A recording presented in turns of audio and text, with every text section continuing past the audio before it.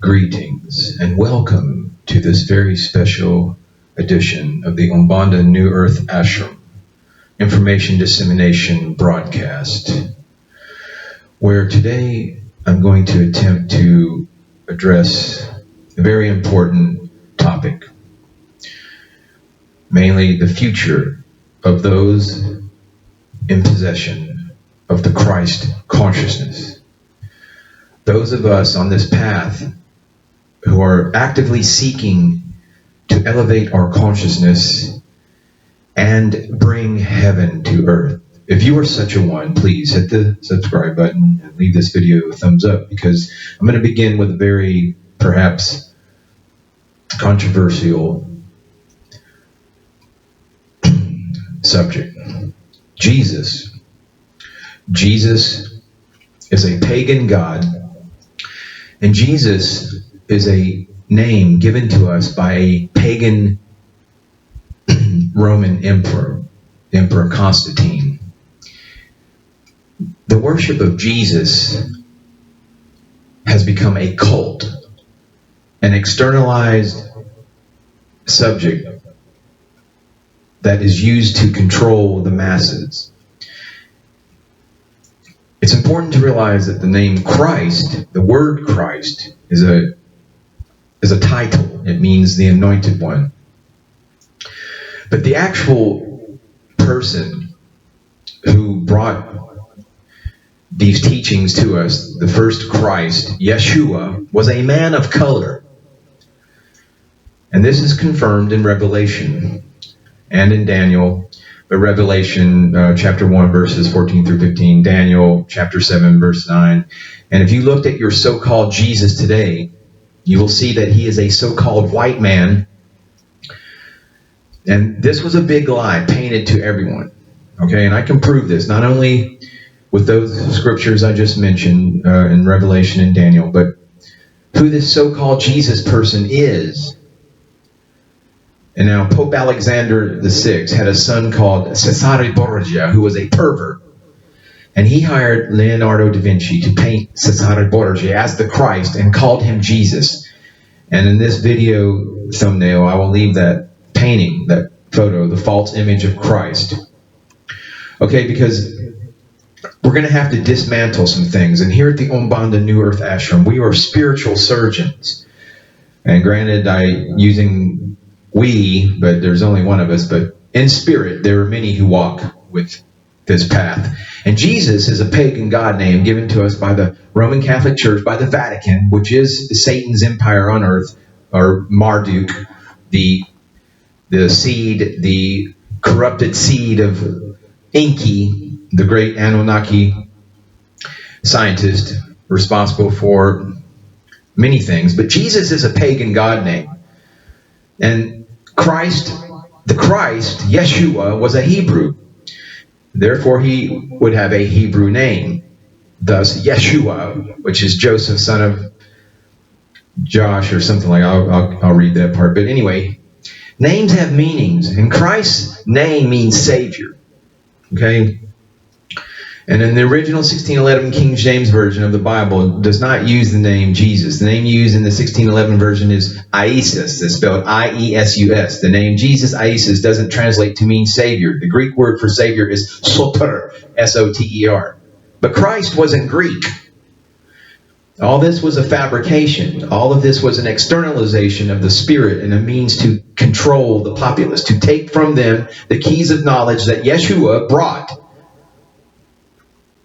And so it's important to understand this, how corrupted organized religion, how it was conceived and how it was promulgated and how it's been administered to the people with this cult of Jesus. Because 2,000 years ago, there was not an Israelite man on earth named Jesus. 2,000 years ago, there was no place on earth called Jerusalem, nor was there a God named Jehovah or a people called Jews. The name Jesus is approximately 378 years old. And the New Testament writings are over 2,000 years old. But the name Jesus was given to us by the Romans, by a pagan Roman emperor, And the name Jesus is Zeus in Greek, the son of Zeus. And in Spanish, we say Hey Zeus. That's how it's pronounced. Zeus is a pagan deity and another name for Osiris, who they worshiped as one of their sun gods.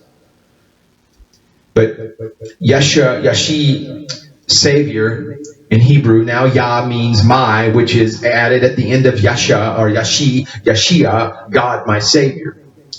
But I also want to make the distinction with this information that ultimately we can get lost in the externalization of whether Christ was, what color the Christ was, or what his original name was. The important thing is the teachings. And the teachings, undiluted teachings, can only be found in the Dead Sea Scrolls, my friends. Because what is in the current versions of the Bible, the Old Testament of the Bible is nothing but the Torah. Historical documentation. Yes, thank you, Angel. And but I want to bring attention to the fact that we can get lost in this externalization of what the Christ, the name and all that. But the important thing is that each of us, each one of us, dear esteemed viewer, are the vehicles that we possess, the genetic vehicles, are meant to give birth to the Christ consciousness within. And I'm not saying there are spiritual people and whatnot in the Christian churches and the organized religions of the Judaic and the Islam, Muslim communities and the Christian, but the externalization of their teachings and the way that these flocks have been groomed in separation consciousness, that's not the path. And it's certainly not the path if you're a Westerner who has been trying to follow the teachings of this Jesus or the Christ, or give birth to the Christ consciousness. And the Christ consciousness comes alive in anybody, under any circumstances, colors, creeds, or what have you. The Christ consciousness is the same as the Buddha consciousness. Buddha means enlightened one, Bodhisattva, enlightened one, the Christ, anointed one, anointed with the light of knowledge. But what we knew of the Essenes before their writings, and now we're talking about the original teachings of the Christ, where the Christ came from, the Essenes, and the Nag Hammadi Dead Sea Scrolls. And but this is vitally important, because I believe in the days ahead, the communities of light are going to be modeled upon how the Essenes, their communities were set up. And I'm talking about, from what we know of the Nag Hammadi, the Dead Sea Scrolls, there were only about 4,000 of these individuals, these Essenes, but they were widespread. They lived in their own communities on the outskirts of towns and villages throughout Palestine.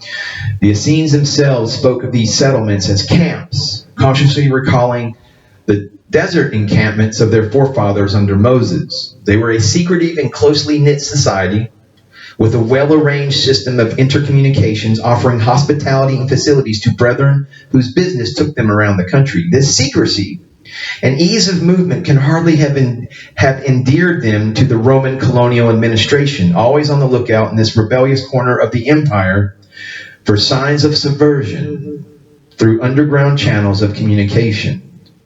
The Essenes' rejection of the Jewish hierarchy in Jerusalem would have made them no less obnoxious in Orthodox circles to the organized religion at a time when the Jews had to be careful not to offend their Roman masters for fear of their religion losing its favored status as permitted faith with its own independent cultus, with its own culture.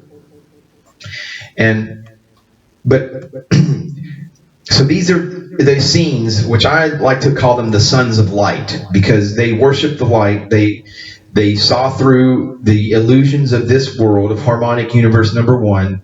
They had very strict dietary, they had very strict hygiene practices, but it's important to understand them. I call them the sons of light. That is, I've seen them refer to that in various books and literature. But under their princely messiah, the Essenes would assume a leading role in the struggle against the children of darkness.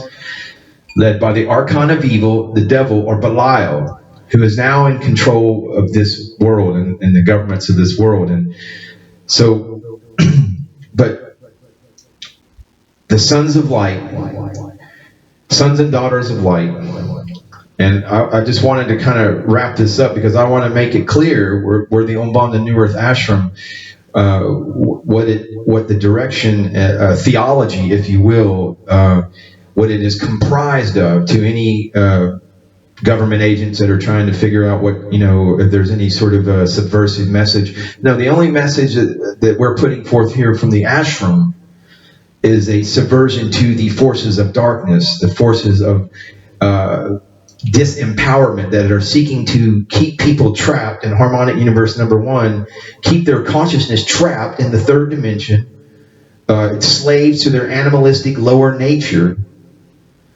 and that is by design, because there is a war upon consciousness, there is a war against the sons and daughters of light, and in the days ahead we must, the communities of light must they must coalesce, they must contact, they must communicate, they must congregate.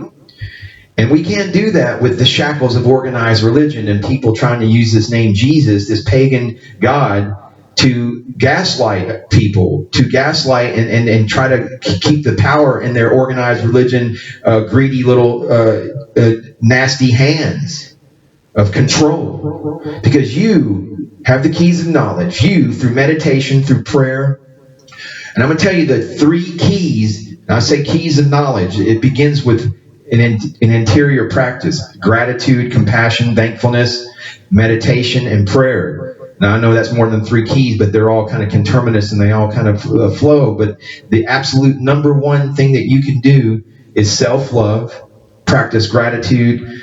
No matter where you're at in life, if you are making an effort to move towards the light, be thankful.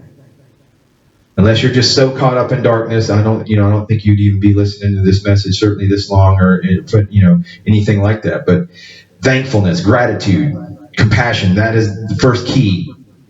Second key is meditation. That is a meditation, inner work.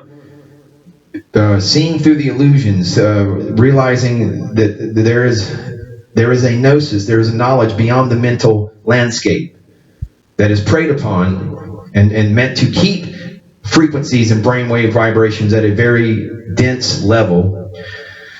But the key is the gate of light to the higher gnosis is through the heart, and that is the heart virtues of compassion, gratitude, thankfulness. And that gate of light leads to the higher realms. So those are the keys of knowledge, and that's what the Christ taught.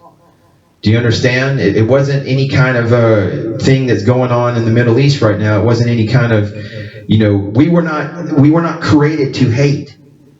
We were not. Humans have a vastly broad emotional spectrum. And that is why we're so unique, and that is why there's a war on consciousness, and that's why there's so much effort to keep humans at a very limited emotional spectrum, and really ultimately as indifferent, as zombies. But that's why we have been visited by what you probably understand as the Greys, the Zeta Reticulans, these little android robotic sort of ETs, because we are, as the humans have been designed with a broad range of emotional spectrum to feel. But part of our journey with the keys of these knowledge to rise in consciousness and thus be masters, metahumans, to the new earth, is to be masters of our emotions, but not be afraid of sorrow. We must go through the sorrow, and all that. But ultimately you get to the point where you have explored all of your range of emotions, from the highest heights of ecstasy and joy to, the adult, but you're not afraid of your emotions. You don't take medications. You don't seek, escapist entertainment and try to deny these emotions. No, you experience them and you master them, because we do not want to, I've gone through all that with anger and such, but we want to be masters of our emotions to the sense that none of the lower examples of those emotions have their potential for, destructive. But anyway, we are designed not to hate. And that is what I'm seeing in the world, and seeing is what they're trying to pigeonhole humans into, just a very narrow spectrum of emotional experience. And so going forth in the days ahead, we're going to, here at the Embodied New Earth Ashram and the YouTube channel and whatever platforms, BitChute, what have you, I plan on getting on the road next year. I'm gonna take my little PA system and all that stuff, and I'm gonna try to do some revivals. I don't know what you call them, but creating these communities of light among the sons and daughters of light, in celebration of the full broad spectrum of human experience. And also to kind of, say, hey, artificial intelligence and technology is great, but I mean, I think that's a trap ultimately to some extent, where, if your face is stuck in your smartphone 24/7 and it's all, so anyway, stay along for the ride, folks, and we're gonna get through this. Namaste, Namaskaram.